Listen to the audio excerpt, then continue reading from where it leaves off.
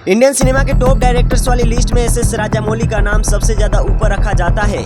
Official founder है ये pan India cinema club के, लेकिन सिर्फ एक आदमी है जो एस राजामौली और इंडिया के नंबर 1 बॉक्स ऑफिस पोजीशन के बीच आ जाता है। डायरेक्टर नितेश तिवारी, जिनका दंगल देखने के लिए पूरी दुनिया ने 200 करोड़ खर्च कर दिए थे और बंदे की अगली फिल्म का बजट इसका भी डबल 4000 करोड़ है। किसको पता था 10 साल बाद यह दोनों फिर से आमने सामने आ जाएंगे और इस बार इंडियन सिनेमा का स्टैंडर्ड ऊपर नहीं बल्कि नीचे ले जाएंगे। वाराणसी वर्सेज रामायण का कंपैरिजन बहुत गंदे तरीके से आगे बढ़ रहा है। अभी तो 6 महीने पड़े हैं पहली फिल्म को आने में, बट फैन वॉर बहुत अगली हो चुका है। रामायण के टीजर का फर्स्ट स्क्रीनिंग जब इंडिया से बाहर किया गया तो इंटरनेशनल मीडिया में रिएक्शन उतना खास नहीं आया जैसा सबने एक्सपेक्ट किया था। फिर सिनेमा कोन में नमित मल्होत्रा और यश के बहुत सारे इंटरव्यूज भी आए, बट इस बार रामायण से ज्यादा हाईलाइट टॉक्सिक लेकर चला गया। ऊपर से पब्लिक का फर्स्ट इंप्रेशन फिल्म को लेकर थोड़ा मिक्स हो गया। कहीं इमोशन से ज्यादा वीएफएक्स टेक्नोलॉजी पे ज्यादा फोकस तो नहीं कर दिया, कल्चर को सिनेमा तो नहीं बना दिया और इससे कुछ ज्यादा अलग नहीं है वाराणसी की कंडीशन, जिसके टाइटल रिवील इवेंट में लीड एक्टर की एंट्री को लोगों ने मीम मटेरियल बना दिया था।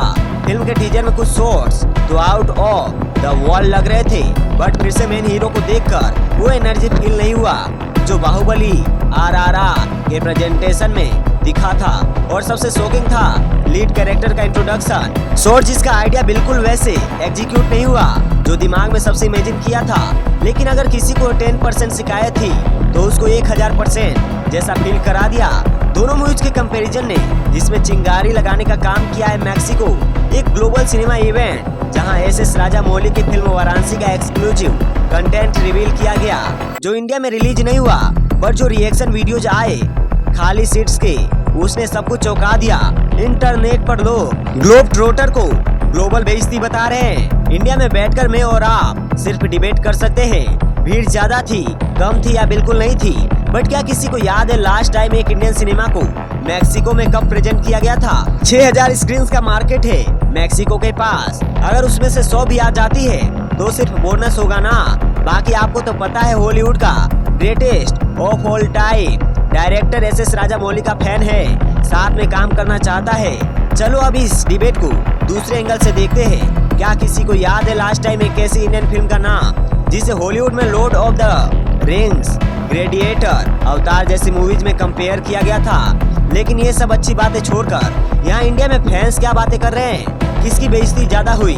किस फिल्म ने इंटरनेशनल स्टेज पे ज्यादा नाक कटाई? चलो आपको करना ही है ना रामायण वर्सेज वाराणसी, तो फैक्ट्स के साथ अच्छे से कर लेते हैं। एक तरफ फिल्म का बजट है 1400 करोड़, दूसरी तरफ 4000 करोड़। दोनों फिल्मों के बॉक्स ऑफिस एक्सपेक्टेशन सेम नहीं हो सकते।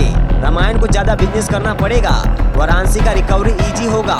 एक तरफ फिल्म में 2 बड़े एक्टर्स हैं जिनके नाम से नॉर्थ वेस्ट अपने आप क्रेक हो जाएगा, तो दूसरी तरफ राजामौली सिर्फ अपने नाम पर रिस्क ले रहे हैं, क्योंकि तेलुगु मूवीज का असली किंग मेकर हमेशा हिंदी ऑडियंस होती है, जिसमें फिलहाल महेश बाबू का नाम उतना बड़ा नहीं है। सॉरी महेश बाबू, लेकिन यह भी सच है कि बाहुबली से पहले प्रभास को हिंदी ऑडियंस में कौन जानता था, और रामचरण NTR को लेकर हिंदी में 300 करोड़ कमाना राजामौली को एक्टर्स की जरूरत नहीं है, एक्टर्स को राजामौली की जरूरत है। दूसरी तरफ दंगल आज भी आमिर खान की फिल्म मानी जाती है, और दिल पर हाथ रख के बता दो अगर यह झूठ हो कि रामायण में यश, रणबीर इवन नमित मल्होत्रा के बाद डायरेक्टर नितेश तिवारी का नाम लिया जाता है। और बताऊं वाराणसी एक फिक्शनल फिल्म है, उसे कहानी पर जबरदस्त काम करना पड़ेगा ऑडियंस को डिवाइन और इमोशनल में कनेक्ट करने के लिए, जबकि रामायण हिस्ट्री है उस सब्जेक्ट पर फिल्म बन रही है। लोग इतना जानकर ही ऑलरेडी प्राउड फील कर रहे हैं, पब्लिक ऑलरेडी इससे कनेक्टेड है। लेकिन यह भी फैक्ट है कि राजामौली का ब्रांड अमेरिकन ऑडियंस में RRR के बाद बहुत बड़ा बन चुका है। जहां नमित मल्होत्रा पहुंचना चाहते हैं वहां राजामौली ऑलरेडी खड़े हैं। और यह भी मत भूलो जब रामायण आएगी तो एक और अगली फैन वॉर होगा। फिल्म का रियल क्रेडिट किसको जाना चाहिए, इस पर सोशल मीडिया फिर से डिवाइड हो जाएगा, जबकि वाराणसी को सपोर्ट S1 फिल्म मिलेगा। यहाँ हीरो कोई स्टार नहीं, उसका सब्जेक्ट है। आपस में लोग फिल्म का क्रेडिट छीनने नहीं आएंगे, उसका सक्सेस टीम एफर्ट होगा। बट हेलो, यह भी करवा सच है वाराणसी तेलुगु इंडस्ट्री से आती है, जहां फिल्म की ओपनिंग बड़ी हो सकती है बट फिल्म का लंबा चलना मुश्किल।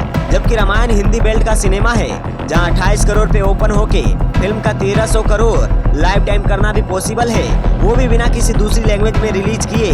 वो दोनों फिल्मों की अपनी कमजोरी है, अपनी स्ट्रेंथ है, अपनी हाइप है, अपना तरीका है ग्लोबल सिनेमा तक जाने का। और जरूरी तो नहीं ना कि दोनों फिल्मों की ऑडियंस अलग हो, हम लोग दोनों को सेलिब्रेट क्यों नहीं कर सकते। रामायण और वाराणसी ये दोनों पैन वर्ल्ड सिनेमा है, यह तेलुगु या हिंदी नहीं। लेकिन एक शिकायत जरूर है कि यह दोनों अंग्रेजों के पीछे इतना भाग रहे हैं कि अपनी देसी ऑडियंस को फॉर ग्रांटेड ले रहे हैं। बाकी एक्सपर्ट्स हो आप लोग कमेंट में एक बार जरूर बताना कि आप किस फिल्म को लेकर थोड़ा सा बायस्ड है, क्योंकि मुझे पता है आपको झूठ मत बोलना। Take care and bye bye. आज के वीडियो में सिर्फ इतना ही। धन्यवाद। जय हिंद, जय भारत।